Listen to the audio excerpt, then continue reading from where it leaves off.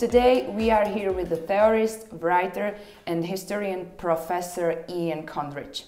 He is based at the University in Vienna. Welcome. Thank you. On today's conference, we joined your speech. It was really educative, and we heard that people called you driving force behind New Zealand studies in the UK. Why is that? That was said quite some time ago, but I have been involved with New Zealand Pacific Polynesian studies for some 20 or so years now. My main background is film and visual culture, but I have branched out or moved into New Zealand Pacific studies, but keep the two working together. And I've sort of incorporated or utilised that in the presentation today, which engaged with issues of New Zealand cultural identity, marketing, Air New Zealand, but also still including issues of New Zealand film, albeit through Air New Zealand's in-flight safety videos, which have taken on another life beyond the airplanes or the in-flight journey, where many millions, 20 million for one video, have been watched on YouTube as a sort of almost a sort of short film. So they have a multiple function, a dual function beyond what was originally their original presentation. Okay, so you are also interested in movies, as you said. And do you think it's true that the big movies, big blockbusters, can affect the global marketing? Yes, but blockbusters can be defined in different ways. I think the most common assumption of a blockbuster tends to be American, and unfortunately, I think a lot of American blockbusters are short on ideas. They are sequels, remakes, and they are poorly scripted. A lot of the recent American blockbusters, taking the view that the audience is less smart than it actually is. But different countries make different films that in their own country wouldn't be called a blockbuster, or would, but and then how it's translated overseas becomes received differently. So in New Zealand there was a film called Once Were Warriors. Could be argued that was a New Zealand blockbuster that then gets shown overseas and it becomes an art house film. So it depends on the actual original context or the audience that is watching the film as to whether it's defined as a blockbuster or not. So now I can ask, like, what's your favorite film? I get asked this question quite a bit. Okay, so you can name like 3? No, but I give an answer that doesn't make people happy. Okay. And I will use that answer. I don't believe in the creation of pantheons. I don't believe in elevating one cultural product in a hierarchy above others. So if you have your top 5, your top 10, of which the internet is obsessed with lists, what happens over time is that whatever is not on those lists becomes neglected, becomes forgotten and lost. And so the students, when I teach them, I tell them that anything is available for them to include in their work as long as it's legal, and that they should include films, if we're talking about films, even if they're bad, even if they're poorly made, even if they're trash, they are still available to be included because they are part of the cultural products of the time. But if you create a hierarchy, you will lose elements over time. It would be the equivalent of having an art gallery and saying we will only keep the 50 best paintings and the rest should disappear into the basement and never be seen again. And therefore you have a different view of art history.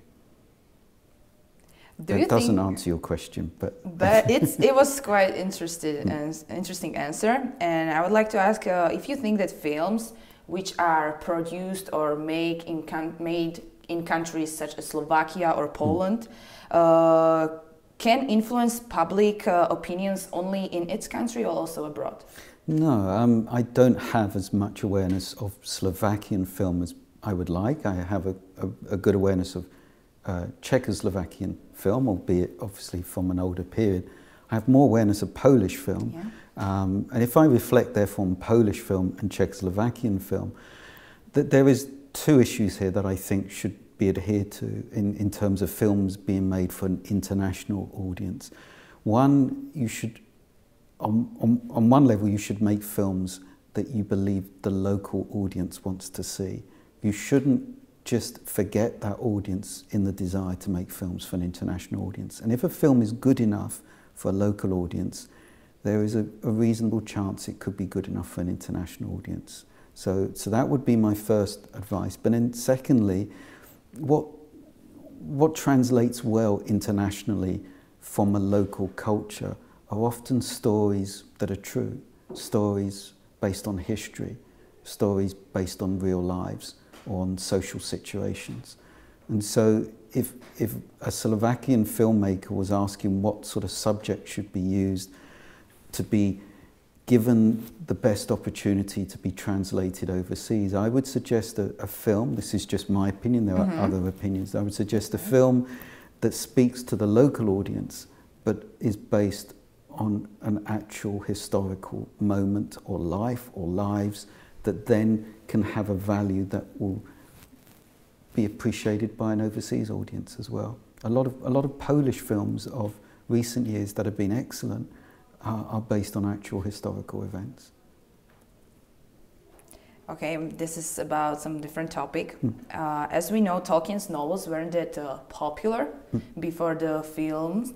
Yep. And after the films were made, New Zealand adapted them to its national identity.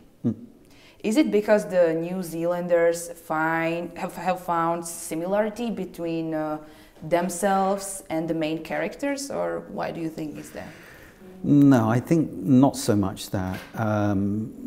The key factor is obviously Peter Jackson having a desire to film Lord of the Rings. Other people had tried before. They said the technology wasn't there. The technology became available with the personal money of Peter Jackson that he was putting into digital technology available in New Zealand. One of the speakers we've had earlier, or one of the questions we had earlier today was from someone who was talking about an ecosystem that's necessary within a country to make international films or to attract finance. And what happened with Lord of the Rings, a number of its technical crew, the large technical crew that was needed, was brought from Australia, where the Matrix films had been made before. So what you do need as well is this ecosystem, and I think Slovakia could have been used for making some of Lord of the Rings. Obviously it wasn't, but it has some similar landscape. It has this sort of this pastoral, almost primordial, untouched landscape in places. It has this sort of medieval past in some of its buildings, which could then be translated into a mythical past. But there are many other factors that are not present in Slovakian filmmaking or culture that I think would have ever allowed the Lord of the Rings films as they are to be made. Why have New Zealanders embraced them? I don't think they were particularly looking to embrace Lord of the Rings as such. But as I mentioned in my presentation, New Zealanders love to take on the world. They love this feeling that they are world leaders at whatever, because they feel that they are this small country on the edge of the world. They don't quite feel that, but that seems to be a sort of latent issue. And anything that gives the opportunity to take on the world, to beat the world, sort of embraces or engages the wide New Zealand community. So whether it's rugby, whether it's sailing, whether it's Lord of the Rings, when something emerges that puts New Zealand into this global pole position, the New Zealand culture and community comes heavily behind it. In today's conference, we are discussing the online and the offline world. So my last question is, where do you find yourself more? In the online world or the offline one? That's an interesting question. I'm going to answer it two ways. Okay. One, I'm not like, I think, a lot of other people whose lives are dominated by the internet. I have a Facebook page, but there's nothing on it. I only have it so I can look at other Facebook pages that I need to. I don't have Instagram. I've only recently got WhatsApp, and this is deliberate to reduce the level of communication that I have because there's already enough to keep myself occupied. I don't play computer games, so the last computer games I played were before the internet really took over. so that's fine. But then, if we looked at what most of my day is divided up into, I would be spending a lot of time on the internet. I would say on a normal day, the internet is taking up half my day, whether that is browsing BBC or news sites, whether it's for the research, emails, whatever. So I am heavily dependent on the internet, but then my usage of it is a narrow usage compared to maybe what younger people are using nowadays. Thank you. It's okay. Good.